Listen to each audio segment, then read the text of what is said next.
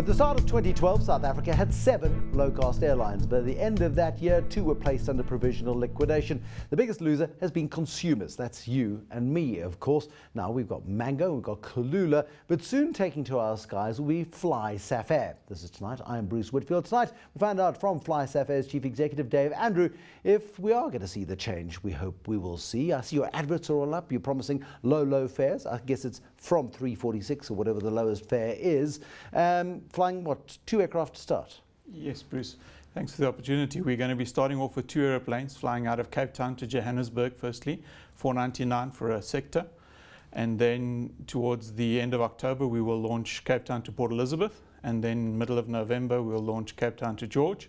And the Port Elizabeth and George sectors will be $399 to start. Okay, so but you're going to keep on all of those routes just 2 aircraft flying. That's correct. 18 hours a day, I take it. Not quite that much, but yeah, it does increase the utilization, which is why we chose to base it out of Cape Town. It gives us the maximum use of the 2 most expensive assets, which is the aeroplanes and our people. And then, of course, that helps us to drive the prices down. Okay, so here we go to sit with based in Cape Town, doing the Joburg route, 2 flights a day, or we'll start off with 4 a day. Okay, and then add 2 flights a day to Port Elizabeth, and then 1 flight a day to George. And why those particular routes? Are those the least competitive right now? Well, I think Johannesburg, Cape Town's the obvious one because I mean it is the 10th busiest route in the world. I don't think most people realise that. So yes, well, it is. I mean, it's a huge route. Flying it from time to time and knowing that there are no spare seats on Mango, Kulula, or SAA or BA for that matter at any time of the day, it's hardly surprising. Yeah, so I think that's the first choice. And then Port Elizabeth, we think, is a good route for us. The rates are reasonably good as well. And then to add George gives us the efficiencies that we need by being able to use the crew and the airplanes as much as we can in a day. It becomes a game of getting volumes and making sure that there isn't an empty seat, making sure that you're using the most efficient aircraft. As I understand it, you're using 737-400s, which are not the latest generation of Boeing aircraft, but they're fairly recent. And I think they're being utilized by Mango, by Kulula at the moment as well. That's correct, yeah. They're not the latest generation or next generation as the 800s are referred to, but they're certainly from a cost and capital point of view a lot less expensive, so that helps from a startup point of view. They're also slightly smaller than the 800s, 20 seats less, and I think from a startup we'd be a little bit foolish to go and try to take on the bigger airplane right from the start. So yeah, but the economics of airlines are there for everybody to see. Warren Buffett famously said if there'd been a capitalist at Kitty Hawk when the Wright brothers took off, they would have saved the global airline industry a fortune if they just shot down the Wright brothers, the Wright flyer, right there and then, and saved us all a lot of hassle. Airlines are an essential utility nowadays, but they're blooming hard places to make money. Why bother?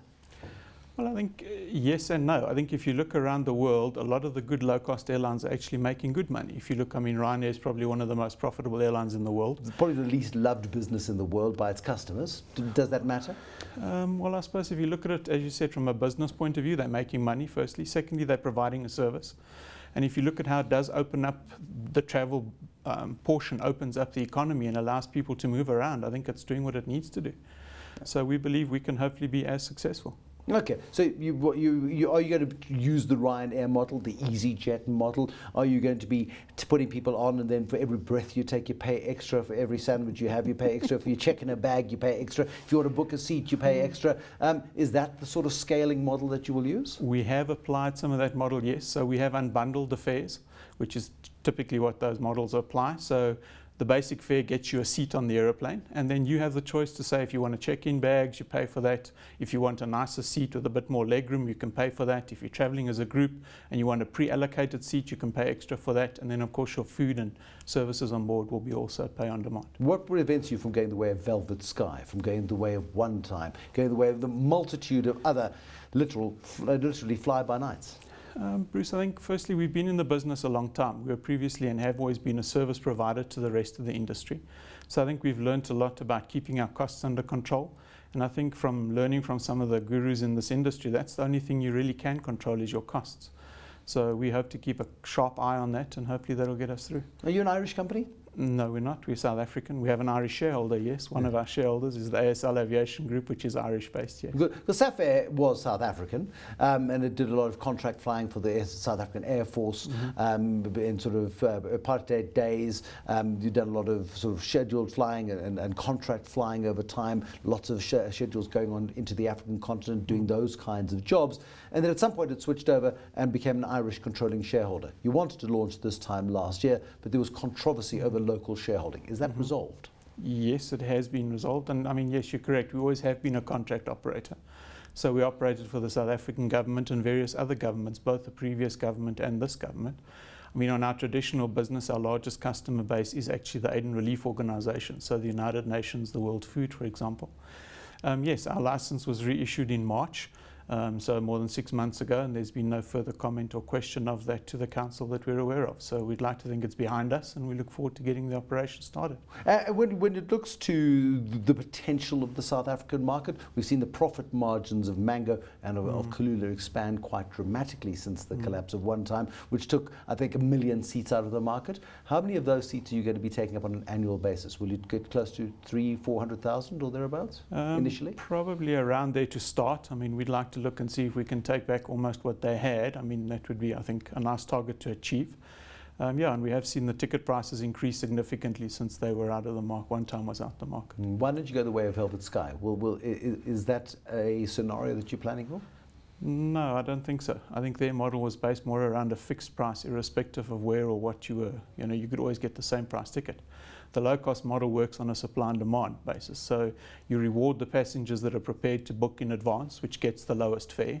But as you get closer to the departure, obviously the price increases as the demand increases. So it's not a static price for every seat. South Africans have been burnt lots of times in terms of booking their flights, and suddenly the airline doesn't take off or it crashes and burns very early on. What's your pre-booking looking like? It's actually looking good. We're actually excited with it. We're seeing good growth week on week. Obviously, we'd always like it to grow exponentially, but it is growing positively, and that's what we're hoping for. When we look at your fares, we went to the $3.99 fares, say the Cape Town PE leg, then you add airport taxes on top of that. You add lots of costs on top of that, because that's also one of the schlenters of the European low-cost carrier. Yes, it only costs €1 to fly from Dublin to London, but once you've actually added in breathing, you end up paying €300, which is comparable to what the rest of the industry is offering. No, that's not correct. Our fares include all the taxes and charges that are included. So how can you possibly afford to fly at that sort of rate? Because South African airport tax is also amongst the highest in the world per takeoff. That's correct. Well, again, not all the seats are going to be at $4.99. So as we get closer to... You just said $3.99. It's already gone up. No. You guys. Depending on where you're flying from, seems like you like the PE route better. But yeah, not all the seats are available at that price. So as you get closer, there will be. And the plan is that obviously, as it gets towards the departure date, you will have an average fare across the sales, which will then be what we need to make a good money on it. Is the South African travelling public spoiled in terms of service providers falling over themselves to service and to look after people, partnerships with hotels and car hire companies and all of that sort of stuff? I wouldn't say they're spoilt. I think there is good service offering, though. I think the airlines do provide a good service, and yes, there are add-on services that are available for the travelling public. But I don't think more so than in any other region of the world. It's a fundamentally different business model, operating scheduled flights. So you've got a timetable, you've got to stick to that. You're judged by it. AXA will publish the times, the best on-time schedule, and people make decisions on that. Trust me, I know, in terms of who's got the best on-time performance, because nobody likes to be stuck in an airport at 11 o'clock at night. Versus running the old business model. You'll continue as SAFair, I'm sure, continue with the contract flight. That's correct, but I think we've actually operated for most of their carriers in South Africa in any case, and for various other airlines. So running an on-time schedule is something that we used to.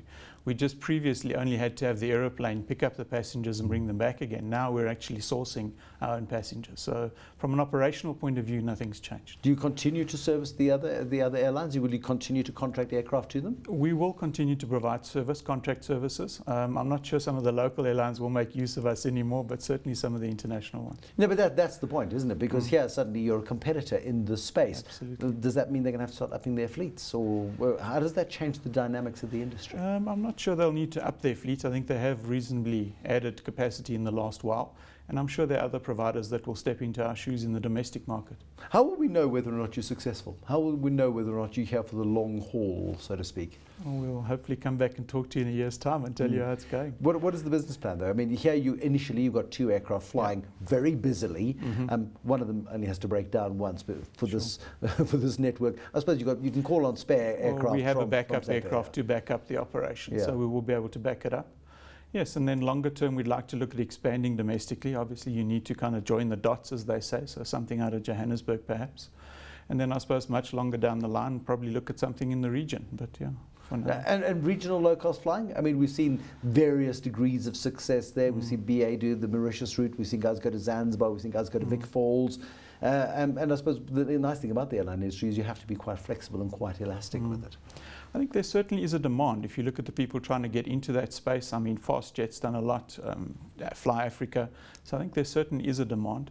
If we look at from our traditional business, moving our people around in Africa, very often to get to some African countries, you either need to come back through South Africa or up through Europe. So there must be a demand. It's just a matter of whether you can get through the bureaucracy because of the bilaterals that require to fly in those spaces. Yeah, it's a complicated industry. It's an industry of many moving parts. 2 aircraft that we will be flying, 737-400s, FlySafair livery, of course, will be prevalent. First flights, middle of October. When do we see you ramping up? Do you go?